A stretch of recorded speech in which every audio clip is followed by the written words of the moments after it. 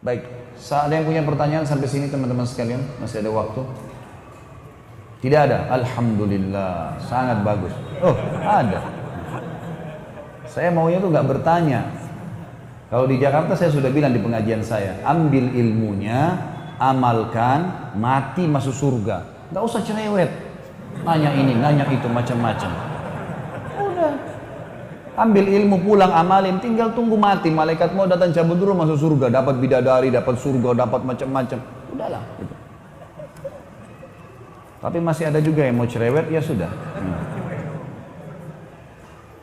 Saya sedang mengkhidbah seorang wanita, tapi belum memberikan jawaban. Apakah boleh saya memberikan deadline dan menanyakan apakah saya diterima atau tidak? Tentu saja. Tentu saja. Kalau misalnya kita dikatakan kami minta waktu dulu, kata keluarga, walinya si wanita atau si wanitanya, kasih deadline. Tolong saya diberikan jawaban dalam seminggu, dalam sebulan. Kasih waktu, nggak apa-apa. Jadi memang jelas juga kan, karena ada juga orang subhanallah yang kurang memahami ilmu agama, mereka sengaja menunda-nunda. Pak, pemahamannya adalah kalau tidak dikasih jawaban berarti orang itu sudah tahu kalau ditolak, nggak bisa. Harus segala sesuatunya jelas dalam Islam, jelas. Kita mau terima atau enggak, bahasakan. Nabi SAW, Masya Allah.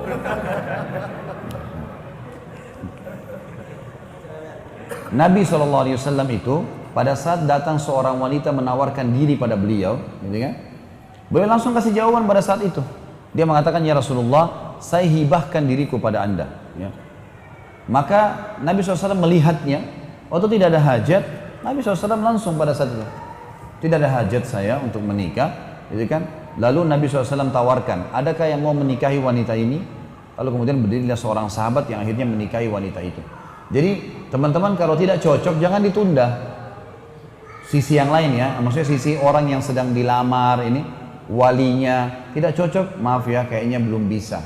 Udah. Dan juga orang yang dikasih jawaban begini nggak usah ngotot. Sudahlah. Udah dikasih jawaban kenapa ini, kenapa harus rongrong orang, nggak usah, mungkin dia nggak enak membahasakan. Nanti akhirnya kalau dia bahasakan, oh karena kamu pendek, kan tersinggung nanti. Kalau orang sudah bilang, maaf kami belum bisa, ya sudah. Gak usah diteruskan. Masih banyak manusia lain. Ya. Jangan kurung diri kita di bingkai kehidupan yang kita buat sendiri. Saya kalau tidak nikah sama orang ini, saya gila. Nanti gila benar tuh. Masih banyak orang lain. Kadang-kadang yang penting gini, tolong ukurnya. Kalau kita orang yang patuh kepada Allah, berjalan di atas jalan Allah teman-teman, kalau kita sedang melakukan sesuatu kegiatan dan ternyata terhalang, pasti Allah kebaikan yang Allah inginkan. Tidak jadi nikah kah? Atau mungkin ya tidak jadi buka usaha, mungkin tidak jadi jadi partner, sangka baik dengan Allah. Karena kata Nabi SAW dalam hadis qudsi, Allah berfirman hadis qudsi, hadis Bukhari, Ana inda dhanni abdi bi. Saya sesuai dengan prasangkaan hamba-hambaku, gitu kan? Jadi kita harus bersangka baik. Dari dua pihak ya. Dari satu sisi tentunya orang yang melamar jangan terlalu mendesak, dalam arti kata kalau sudah ditolak ya sudah diterima alhamdulillah, bisa juga kasih deadline. Dari sisi lain yang dilamar juga boleh kasih jawaban dan tidak usah berlama-lama. Dan jangan berpikir orang sudah paham dengan seminggu dua minggu tidak kasih jawaban berarti sudah ditolak. Enggak, kasih jawaban. Seperti itulah adabnya.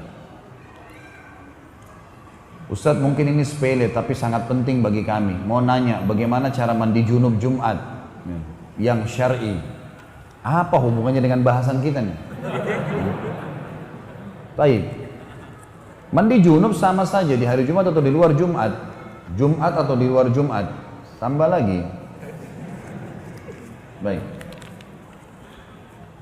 Mandi junub disunnahkan Nabi SAW adalah mencuci, membasuh telapak tangan 3 kali, kemudian wajah 3 kali, kemudian mencuci kemaluan sampai bersih, kemudian berwuduk seperti wuduk sholat, lalu mengambil air dengan dengan jari-jari kanan diletakkan di sisi kanan kepala sampai terasa di kulit kepala, baru kemudian menyiram sisi kanan dan mandi semuanya setelah itu. Terakhir ditutup dengan mencuci kaki, gitu kan? Ini Allah alam yang saya tahu. Ini hari Jumat atau hari Jumat juga tetap sama. Tapi khusus hari Jumat memang disunnahkan menggabungkan niatnya antara mandi junub sama mandi Jumat. Karena ada hadis Nabi SAW yang berbunyi, siapa yang mandi hari Jumat seperti mandi junub. Maka di sini kata sebagian ulama hadis, maksudnya adalah dia mandi junub. Disunnahkan berhubungan biologis suami istri di hari Jumat pagi. Kemudian nanti dia mandi junub, itu yang dimaksud. Tapi cara mandinya sama saja. Bagaimana sikap saya kepada orang tua saya yang fanatik kepada ormas yang beranggapan perbuatan bid'ah itu tidak apa-apa asal baik. Dan pernah saya menolak suatu perbuatan bid'ah. Tidak usah disebutkan contohnya ya. Saya lebih memilih ikut kajian sunnah yang sebenarnya, dan saya pernah mendakwahi dan berdebat ikut Al-Quran dan sunnah diajarkan Nabi, dan saya dibilang seperti Muhammadiyah dan seterusnya. Baik, tidak usah sebutin nama-nama ormas, nama perbuatannya teman-teman sekalian. Kalau Anda sudah faham bahwa saya ini perbuatan bid'ah atau ini perbuatan yang Nabi tidak contohkan dan kita tidak ingin kerjakan, ya sudah, kita jangan kerjakan. Masalah orang tua, tetangga yang masih melakukan, kita ingatkan semampunya. Mereka tidak mau, ya sudah, semua diapain. Gak mungkin kita maksain kan.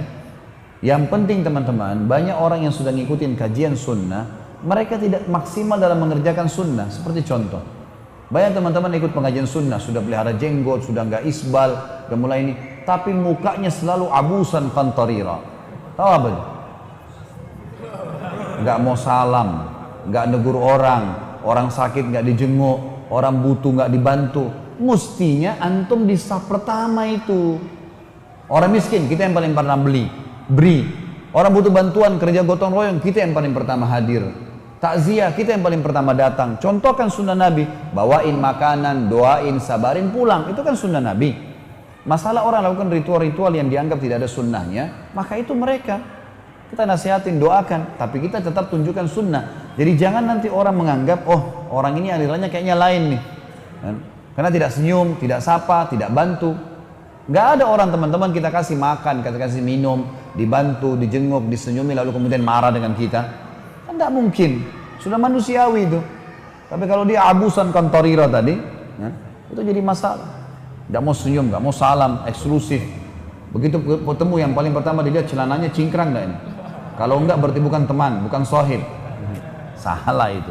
Kan gitu, salah. Semua yang syahadat saudara kita muslim. Tegur, sapa, mungkin dia belum faham. Jadi mad'u, bisa kita jadi penyebab hidayahnya kan gitu. Jadi tunjukkan sunnah yang sebenarnya, harusnya begitu. Apalagi orang tua, hati-hati. Allah mengatakan wala taqul lahuma uffin wala tanharhuma wa qul lahuma qaulan karima. Jangan ucapkan uff. Uff ini kata ulama tafsir semua bahasa dunia tahu apa itu uff. Masya Allah. Ini mestinya ada yang sortir nih, sesuai tema saja dulu. Jangan bilang uff. Uff ini semua orang suku di dunia tahu apa itu uff. Kalau kita Indonesia nak beli nak, nanti aja ibu, nanti aja ayah, ayah ini, ibu ini. Jangan dan jangan bentak mereka dan ucapkan kepada mereka qaulan karima. Qaul itu perkataan, karim ini teman-teman, karim ini di atas baik ya. Jadi kalau tidak tahu bahasa Indonesia, kalau ada orang baik, kalau ada orang di atas baik, di dalam bahasa Arab itu ada tingkatan begitu. Kalau orang baik biasa ada juga bahasanya orang yang sangat baik, karim namanya, orang karim. Karim itu ada orang yang suka memberi, ada orang yang memberi, tapi memberi kalau diminta. Ada orang tidak diminta pun dia memberi, suka dengan tamu, suka memberi, suka sapa. Ini namanya orang karim. Allah bilang apa? Ucapkan kalimat yang karim. Jadi biar dia marah-marah, kita baca bahasa tetap santun. Kan gitu. Orang tua kafir saja berlaku hukum ini, apalagi orang tua muslim. Jadi jangan hanya karena masalah ada bid'ah dilakukan lalu kita membenci, tidak. Doain, sabar, gitu kan. Tetap tunjukkan bakti kita kepada beliau, gitu. Supaya mudah-mudahan bisa menjadi penyebab hidayahnya, gitu. Ustaz, apa hukumnya jika ada orang muslim bekerja di proyek tapi membangun gereja atau pura atau tempat ibadah lain? Apakah sama dengan membangun patung? Sama. Jangan. Kita boleh interaksi dengan non muslim, berteman, bertetangga, partner bisnis, boleh semua. Jadi satu kota, orang tua kalau kafir tetap kita berbakti, kerabat yang kafir tetap kita silaturahim. Satu saja jangan dukung ibadah mereka, itu saja. Karena mendukung itu berarti mendukung ibadah yang salah kepada Allah Subhanahu wa taala. Selain daripada ini boleh interaksi. partner bisnis, teman, tetangga, segala macam hal boleh, nggak ada masalah.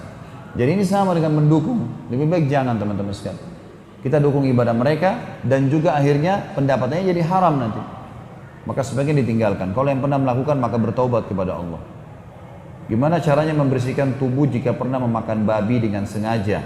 Apakah sama dengan memakan babi tidak sengaja dalam cara pembersihannya? Adakah denda dan hukumannya? Tidak pernah saya temukan ada dalil yang mengatakan membersihkan badan kalau pernah makan babi atau pernah minum khamr. Yang ada kalau dijilat oleh anjing, ada hadisnya. Di luar itu baru dicuci dengan debu, digosok dengan debu 7 kali, kemudian dicuci dengan air 1 kali, kan gitu. Itu yang ada. Kata ulama masuk dalamnya hewan-hewan yang diharamkan seperti babi dan seterusnya. Tapi kalau pernah makan dagingnya maka bertaubat kepada Allah saja. Taubat nasuha. Karena tidak ada hadis khusus yang menjelaskan masalah makanan kah, minuman kah, tidak ada masalah itu. Allahu a'lam. Yang saya tahu taubat nasuha saja insyaallah. Kalau ada hukumannya, semua perbuatan dosa. Kalau yang bertanya semalam hadir sebenarnya sudah panjang lebar saya jelaskan itu. Yang judulnya iya, inilah aku sekarang.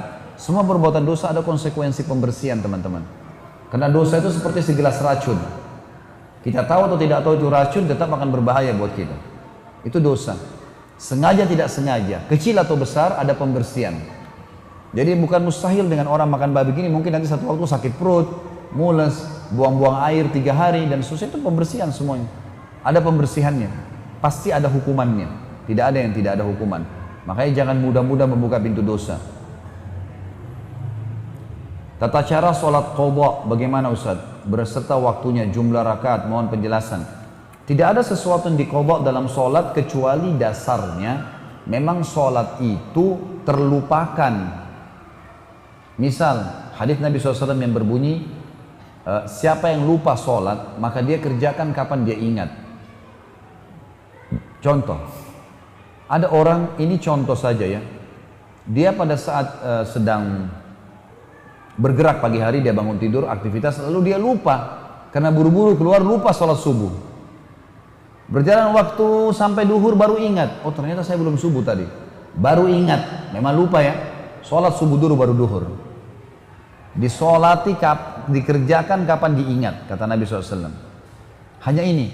Tapi kalau ada orang tidak sholat selama 40 tahun, terus sekarang baru taubat, terus dia mau qadha 40 tahun, ini nggak ada dalilnya. Loh ini pernah terjadi soalnya. Saya pernah umroh, bimbing umroh, dan ada beberapa jemaah saya yang baru ikut dengan saya, lalu dia mengatakan, Ustaz, kami dulu diajarin sebelum ini sama pembimbing kami disuruh qadha sholat. Jadi habis sholat duhur, sholat lagi duhur. Berapa rakaat pun kami mampu untuk sholat-sholat, niatkan sholat-sholat dulu yang tertinggal gitu. Padahal dia tidak tahu sholat tertinggal yang mana, berapa, pokoknya sholat aja. Semampunya kerjain. Ini nggak ada dalilnya ini. Bahkan hadis Bukhari membantah itu, hadis sahih. Pernah ada seorang wanita datang kepada Aisyah radhiyallahu anha dan berkata, wahai Aisyah, kenapa kami disuruh mengqadha puasa kami? Kan orang kalau punya utang Ramadan tetap harus qadha kan? Kenapa kami disuruh qadha puasa kami, sementara kami nggak disuruh qadha sholat kami? Begitu hadisnya. Maka kata Aisyah, aharuriyun anti, apa kamu dari wilayah Haruri? Haruri ini wilayah di Irak teman-teman, tempatnya kaum Khawarij. Khawarij ini orang yang mengambil hukum Al-Quran apa adanya, letter-let yang kelihatan saja. Perangi orang kafir, berarti semua orang kafir perangi. Mau tetangganya kafir pun boleh dibunuh. Ini kan salah. Ini wilayah Haruri tempatnya mereka. Termasuk mereka mengeluarkan fatwa, sholat karena wajib, maka harus diqadha semua yang tertinggal. Tapi tidak ada dalil masalah itu. Maka kata Aisyah, ketahuilah. Orang perempuan ini bilang, bukan, saya bukan dari Haruri, saya penduduk Madinah. Kata Aisyah, ketahuilah, begitulah baginda Nabi SAW ajarkan kami. Kami disuruh mengqadha puasa dan kami tidak disuruh mengqadha sholat. Emang nggak ada. 40 tahun nggak sholat, ya sudah taubat kepada Allah, nggak usah sholat lagi, nggak usah diulangi. Sholat sekarang ke depan, itu resiko Anda kekurangan pahala, iya. Yang disuruh qadha saja, itu yang kita qadha. Gitu. Dan itu adalah, ada ibadah tertentu ya, seperti puasa, zakat, itu ada qadha memang gitu kan. Kita tidak zakat selama 5 tahun. Baru tahu hukum, harta sudah banyak melimpah, harus diselesaikan. 5 tahun zakat yang belum dikeluarin. Puasa Ramadan 5 tahun nggak puasa, ya itu harus dibayar. Nggak bisa karena dalilnya seperti itu.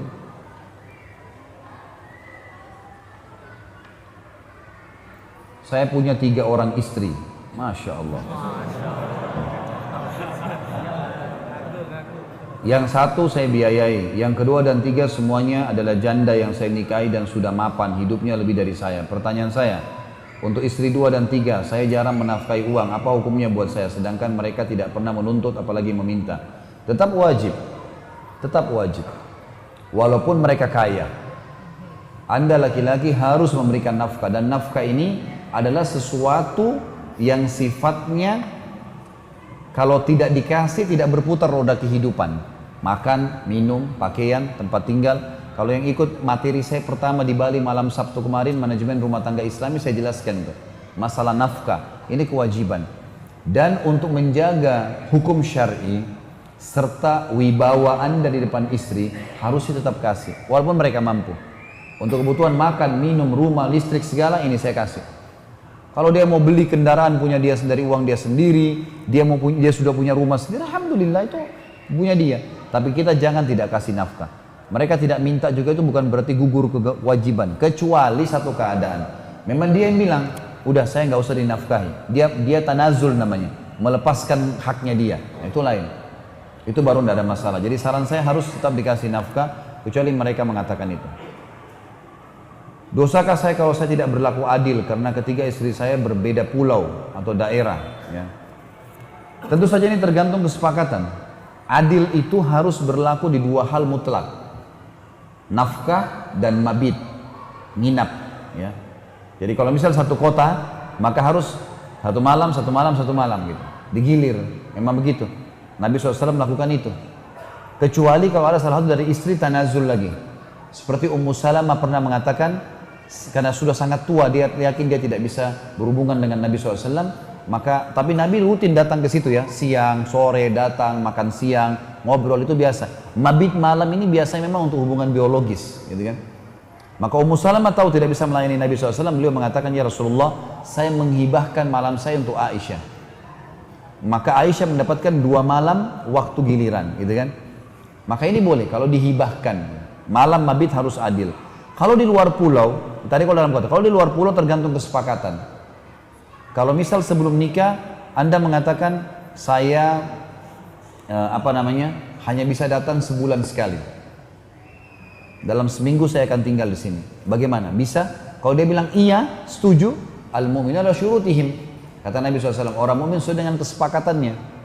Si perempuan nanti nggak boleh lagi tuntut setelah nikah. Sekarang kau harus adil. Sekarang sebulan sini sebulan, nggak bisa. Kesepakatan awal. Makanya di sini harus dibangun dari sebelum akad nikah. Bagaimana kesepakatannya? Mabit dan nafkah ini harus adil. Ya. Dan adil dari sisi nafkah ini teman-teman adalah proporsional, sesuai dengan porsi. Jadi misal istri pertama punya anak 5, istri kedua punya anak 2, nafkahnya beda. Karena ini lebih banyak anaknya, pasti lebih banyak makanan yang dibutuhkan, pasti lebih besar rumah dan seterusnya. Maka keadilan di sini adalah proporsional. Ya, bukan adil kalau anak yang istri baru anak 2, kemudian yang satu istri anak 5, di sini 10 juta, ini 10 juta. Itu bukan adil namanya. Malah zalim.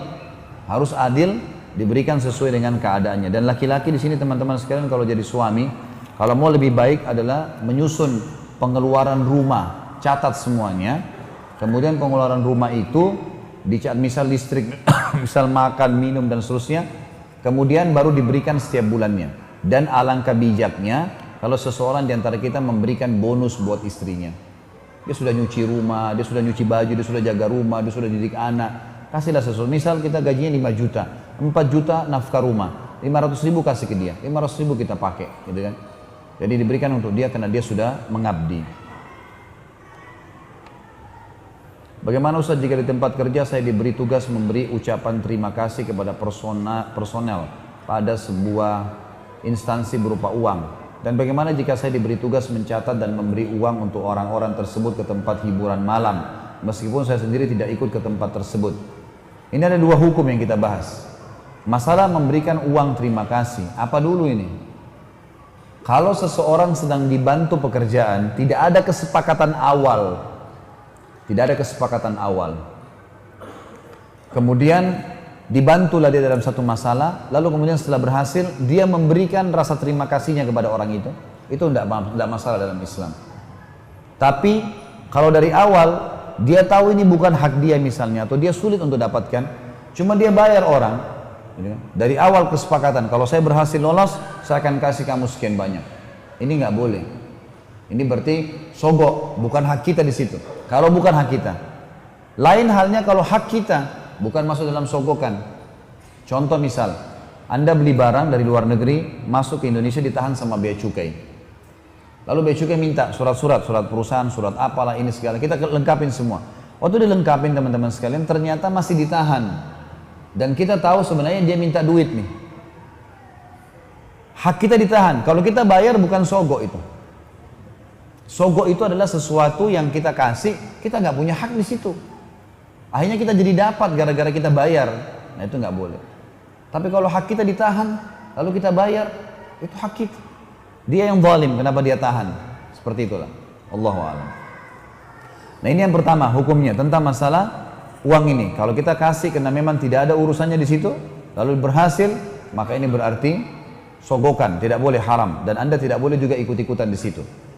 Kalau membawa ke tempat hiburan, ini juga hal yang lain ya. Lebih baik jangan. Lebih baik tunggu dia atau janjian di mana ya.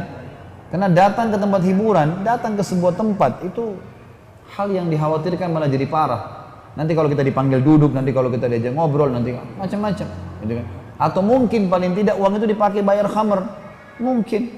Karena jelas-jelas di tempat itu kan.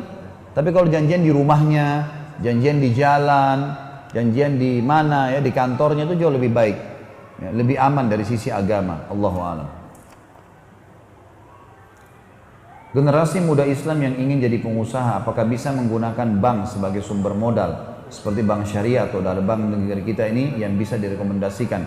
Tentu saja, bisa saja kalau memang jelas menggunakan sistem syar'i ya. Saya akan kasih nomor telepon teman-teman sekalian, nanti hubungin aja. Salah satu saudara kita di Jakarta lagi ada dibentuk BMT syariah ya, dan memang ini ada permodalan di situ yang saya tahu.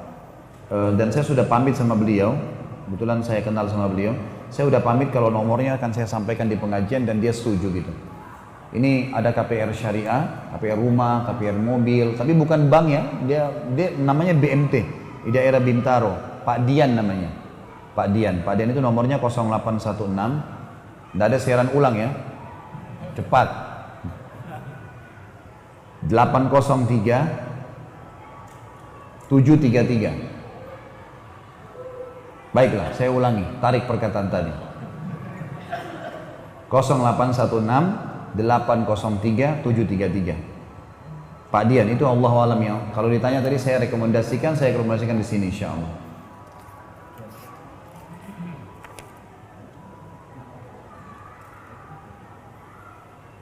Bagaimana hukumnya jika kita dipercayakan untuk membayar misalnya tagihan catering suatu perusahaan dan pemilik catering itu selalu memberi uang ke saya setiap saya melakukan pembayaran?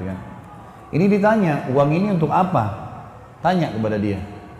Oh ini untuk kamu pribadi, dari saya pribadi. Gitu. Ini dari saya pribadi saya kasih kamu, ya sudah. Gitu kan? Itu halal buat dia. Tapi beda hukumnya teman-teman kalau misal saya memberikan produk pesanan perusahaan. Misal saya kerja di perusahaan listrik, saya dapat duit untuk beli kabel, sekian banyak kabel ini. Saya beli ke satu toko itu karena pembelian banyak, maka dia kasih diskon atau dia kasih hadiah. Maka ini nggak boleh ke kita. Kenapa? Karena dia memberi itu karena pembelian yang besar dan uangnya bukan uang kita, uang perusahaan. Berarti bonusnya pun punya perusahaan, bukan bonus kita itu. Walaupun dia bilang ini buat kamu. Sekarang tanya, kalau saya nggak belanja dikasih nggak ini? Kan nggak mungkin rasionalnya ya. Bukan hak kita. Tapi pada saat kita tadi contoh catering, kita beli, bawain uang, tagihannya ini sudah dibayar semuanya. Lalu memang dia kejar kita, dia mengatakan ini saya kasih buat kamu khusus. Memang ini dari saya saja, tidak ada hubungannya. Itu insya Allah mudah-mudahan tidak masalah.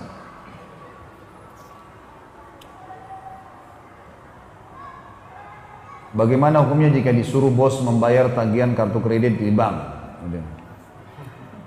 Bagaimana jawabnya? Mana ulama Denpasar nih? Berikhtilaflah ulama Denpasar gitu. Jadi kalau membayarkan Allahu a'lam, yang saya tahu boleh membayarkan, karena di sini kita sedang membantu dia untuk menyelesaikan itu, membayarkan. Jangan kalau dia minta tolong kita uruskan, baru mau urus kartu kredit, baru mau berhubungan dengan riba, ini jangan. Tapi kalau membayarkan Allahu a'lam itu masih boleh, karena dia mau menyelesaikan kan gitu. Dia menyelesaikan. Mudah-mudahan saja itu berarti sudah akan keluar dari bab riba itu. Mudah-mudahan. Tentu kalau bisa dialihkan, alhamdulillah. Gitu. Apa boleh meminta doa restu kepada orang tua yang non muslim? Saran saya tidak perlu minta doa, karena doa ibadah ya. Doa ibadah. Jadi tidak perlu minta tolong minta doa pada orang non muslim, karena doa mereka tidak diijabah sama Allah. Satu-satunya doa non muslim yang diterima sama Allah hanya doa orang yang mazlum, yang terzalimi saja. Hadis Nabi SAW yang mengatakan kepada Muadz bin Jabal radhiyallahu anhu, kau akan datangi ahli kitab Yahudi dan Nasrani di Yaman, maka yang paling pertama kau dakwahi kalimat la ilaha illallah Muhammad Rasulullah. Kalau mereka terima baru kau suruh mereka sholat, kalau mereka terima baru kau suruh mereka zakat, kalau mereka menerima baru kau suruh puasa Ramadan, kalau mereka menerima baru suruh mereka haji. Dan hati-hati dengan harta mereka. Kalau sampai kau ambil secara zalim, hai Mu'adz, begitulah artinya, ya. Maka doa orang yang terzalimi tidak ada hijab antara dia sama Allah. Nabi SAW membahasakan ke Mu'adz, ini waktu disuruh dakwahi ahli kitab, berarti mereka orang kafir. Artinya doa orang kafir pun kalau terzalimi itu mustajab. Dan kita dalam Islam tidak boleh zalimi orang ya. Kita dilarang menzalimi orang lain, kan gitu.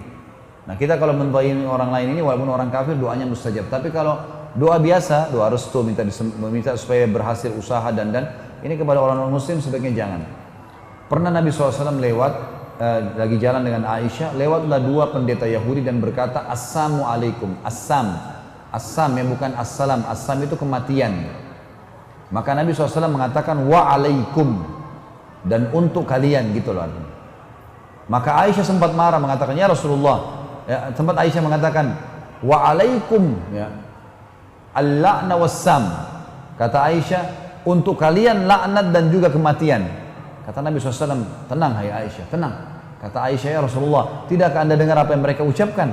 Mereka bilang assam, kematian. Kata Nabi SAW, tidakkah kau dengar apa yang saya jawab? Saya udah jawab, cukup. Wa'alaikum, untuk kalian. Ingatlah wahai Aisyah, doa kita kepada Allah untuk mereka diijabah, doa mereka kepada Allah untuk kita nggak diijabah. Jadi jelas hadisnya kalau doa orang kafir nggak diterima gitu. Nah syaratnya harus orang beriman. Bagaimana pandangan Islam tentang pembelian rumah secara KPR, kredit untuk modal usaha dan dagang? Ini sudah masalah rumah tangga, masalah dagang, masalah macam-macam. Banyak masalah rupanya antum di sini. Baiklah. KPR boleh dalam Islam. Boleh dalam Islam. Menyicil rumah, menyicil mobil, motor boleh dalam Islam. Tapi akadnya jual beli. Akadnya jual beli. Contoh, ada seseorang datang kepada saya mengatakan, Khalid saya mau beli rumah, saya nggak punya kemampuan, harga rumahnya 1 miliar, bisa beliin saya? Lalu saya bilang, bisa, saya beli rumah itu, tapi saya jual kepada anda 1,2 miliar. Setuju? Transaksi jual beli. Dia bilang iya, oke, nggak masalah. Tapi saya cicil, oke cicil, 48 bulan, 2 tahun, 10 tahun silakan. Tapi akad jual beli, saya beli, saya beli, saya jual kepada anda. Setuju? Setuju. Akad jual beli. Yang tidak boleh, utang piutang. Seperti sekarang bank-bank konvensional, akadnya semua utang piutang. Misal kita datang kepada bank A, lalu kemudian saya mau beli rumah ini nih. Oh iya 1 miliar, baiklah, bank beli. Pihak pertama bank menghutangkan kepada si B 1 miliar. Bukan dibilang membelikan rumah, akadnya bukan jual beli, akadnya di sini utang piutang. Utang haram bertambah, riba. Pinjam 1 juta kembali 1.100.000, nggak bisa, riba, haram. Dan kata Nabi SAW 1 dirham riba lebih berat daripada 36 kali berzina. Berat ini, gitu kan? Maka di sini jelas kalau akadnya jual beli boleh, kalau akadnya hutang piutang tidak boleh. yang akan berbunga sekian persen, gitu kan? 3%, 5%, dibayar sekian tahun. Tapi sudah akad utang piutang. Allahu alam, perbankan syariah pakai akad yang, kalau dia pakai akad jual beli halal. Yang saya tahu tadi, yang saya kasih nomor telepon itu memang luar biasa. Sampai pada tingkat kalau tidak salah ada yang tidak pakai uang muka, tidak ada denda, gitu loh. Jadi ditagih, ya, nanti kalau barangnya memang pun sampai tidak bisa dibayar, maka akan ditarik, dilelang, uang yang sudah dibayar oleh orang yang mencicil dikembalikan, sisanya diambil oleh BMT gitu, atau tempat ini. Maka ada akad-akad syar'i yang dilakukan. Jadi boleh saja. Modal usaha juga termasuk akadnya, akad ya. Jadi modal usaha itu yang lebih tepat diajak orang itu partner. Saya punya ide nih, saya mau buka restoran, butuh modal 500 juta. Mau ikut nggak? Kalau mau ikut kita bagi aja persentase, nggak boleh penentuan jumlah ya, 50-50%, maka itu boleh 40-60 ya, 70-30, 80-20 persentase dari keuntungan. Misal pemilik modal dapat 50%, pengelola 50%, pas bulan pertama untung 10 juta, dapat 5 juta, 5 juta, bulan kedua rugi 2 juta, si pemodal sama pemilik usaha ini menanggung sejuta, tergantung persentase mereka. Kalau yang punya 60%, 60-40, yang kalau rugi yang 60% dapat keuntungan, bayar 60% kerugian, yang 40% kerugian, tanggung sama-sama. Itu baru namanya sikap adil. Wah, ini yang tadi saya nggak bisa baca nih. Bagus juga kalau semuanya begini nih.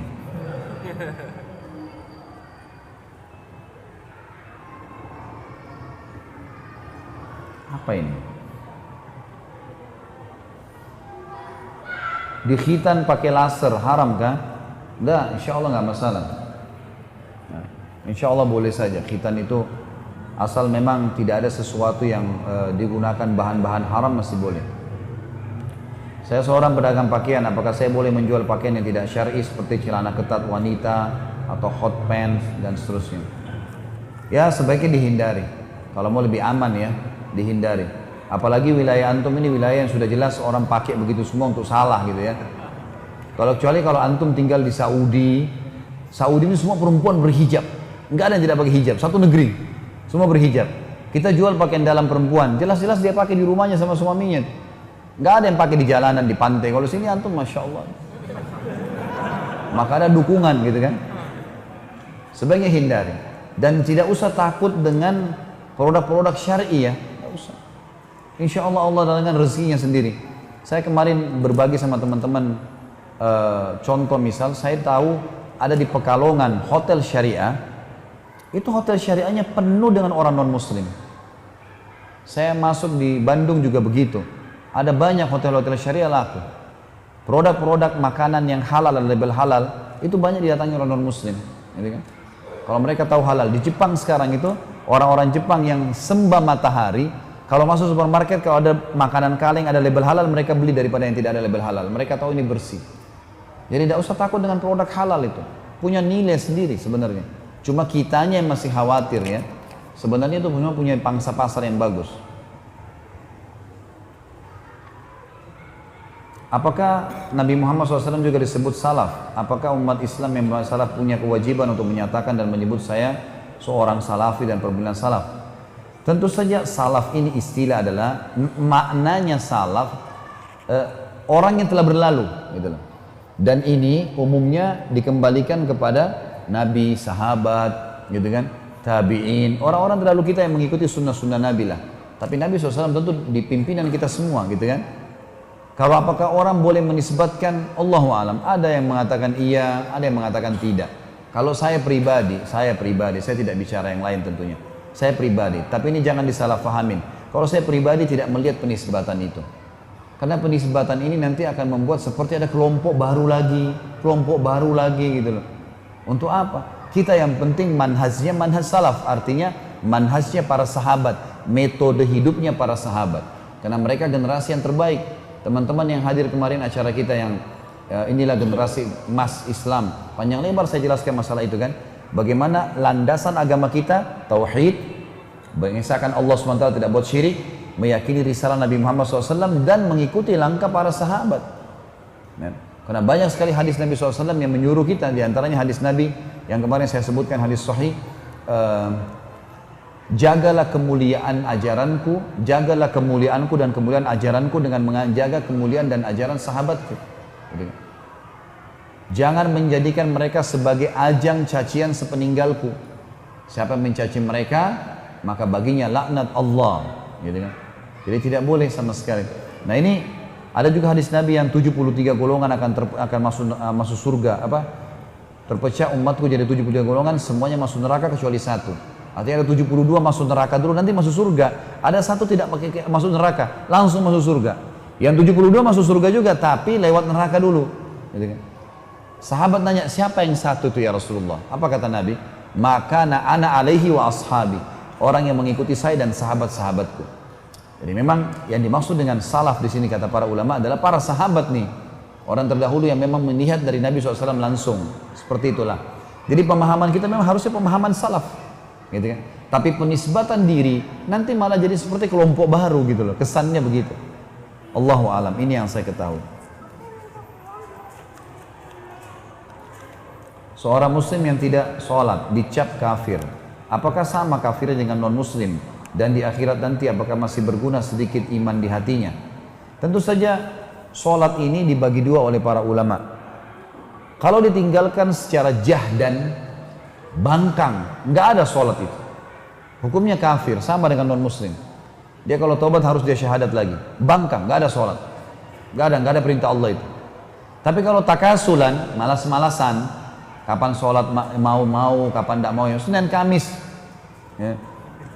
Temannya ajak iya, maka orang ini hukumannya ditakzir. Takzir itu diingatkan.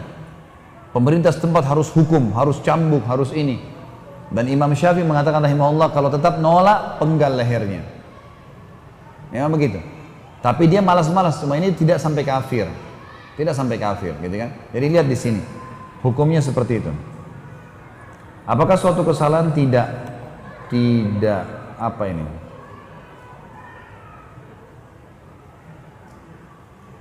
Apakah suatu kesalahan tidak? Saya nggak ngerti. Allahu a'lam. Masya Allah. Ini apa nih? Curhat apa? Ini sengaja tunggu saya datang ke Bali baru ngomong ini.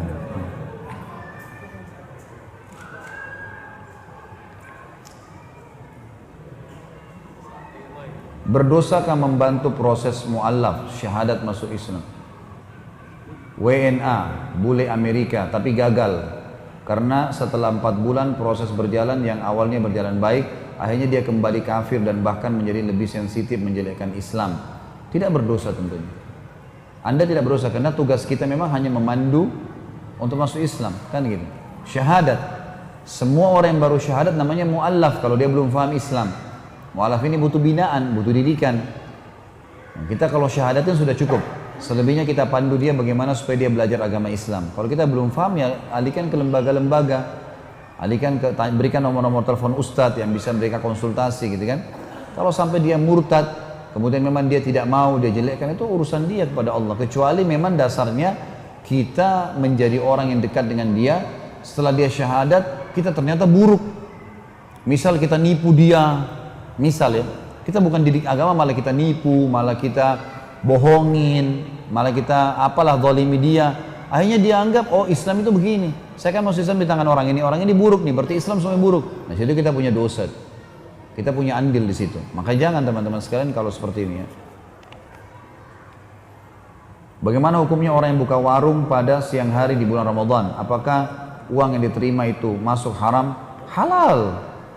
Enggak haram itu. Karena bulan Ramadan tidak semuanya orang puasa.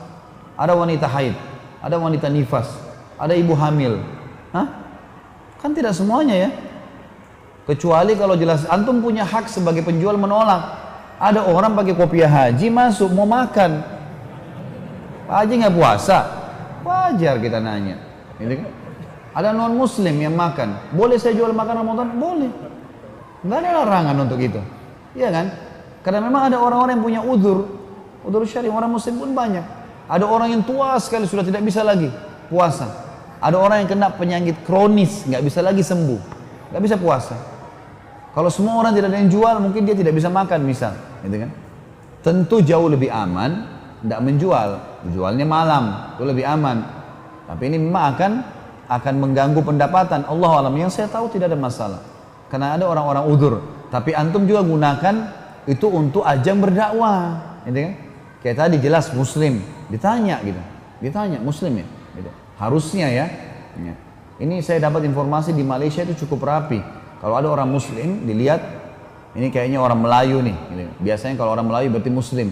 Lihat orang Melayu nih, kalau dia lagi makan jalan ditanya Melayu, dilihat KTP-nya, minta KTP. Kalau kita di Indonesia KTP-nya, minta KTP-nya.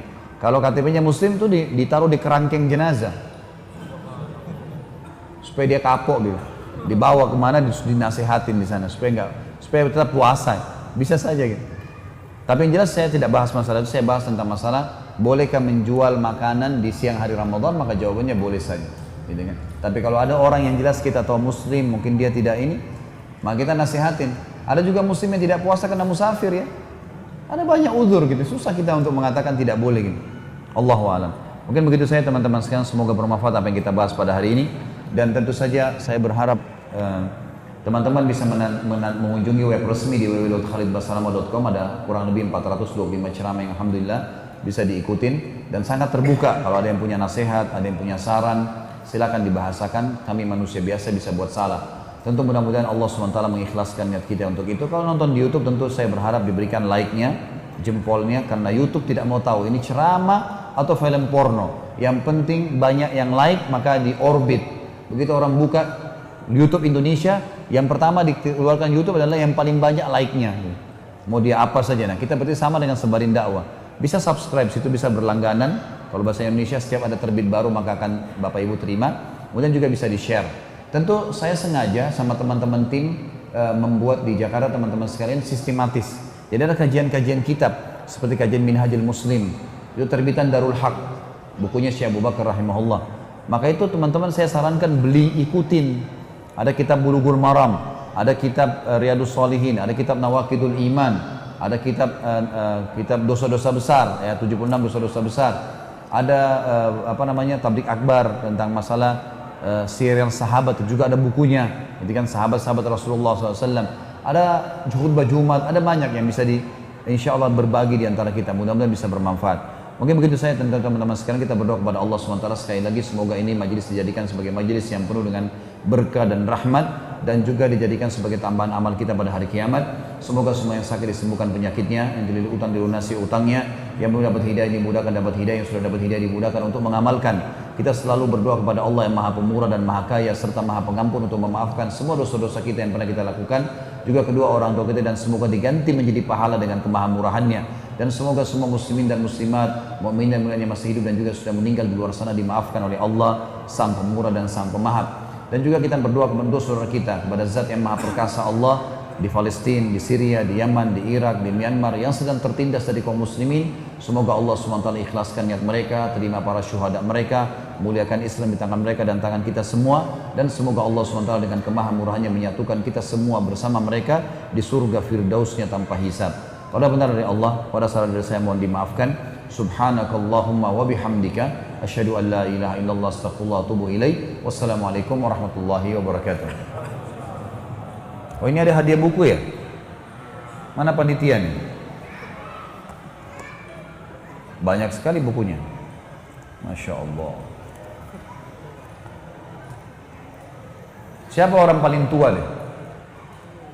Ada yang 80 tahun di sini? Hah? Hah? Ada nggak? Ada. Baik. Nih, bukunya 175 Jalan Menuju Surga. Silakan dikasih ya. Over ke belakang. Ada lagi orang tua nih? Hah? Ada lagi yang 70 tahun?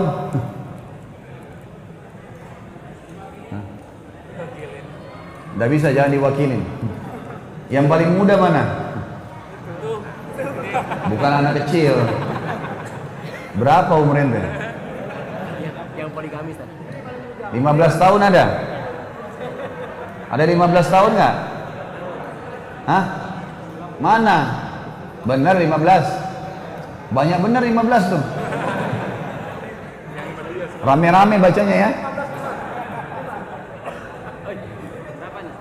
Saya sudah kasih sana, sebentar. Ini kasih dulu lagi.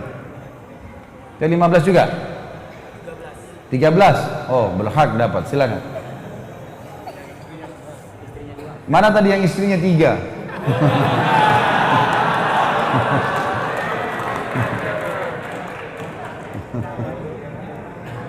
Kayaknya perlu buku ini beliau nih. Nanti diambil di meja ya. Mungkin tidak mau nampakin diri.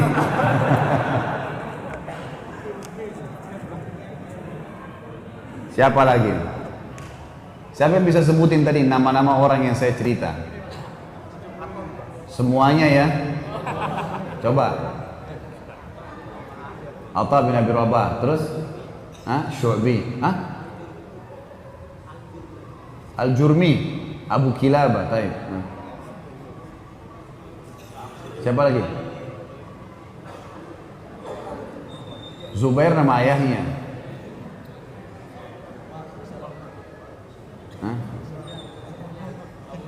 Siapa? Abu Sufyan. Sufyan Ats-Tsauri, taib. Satu lagi deh. Ibnu Sirin, taib, fadhal. Udah habis, alhamdulillah. Ini khusus yang 3 istrinya tadi ya. Jangan ada yang ambil. Baik, subhanakallah wa bihamdika asyhadu an la ilaha illa anta astaghfiruka wa atubu ilaik. Wassalamualaikum warahmatullahi wabarakatuh.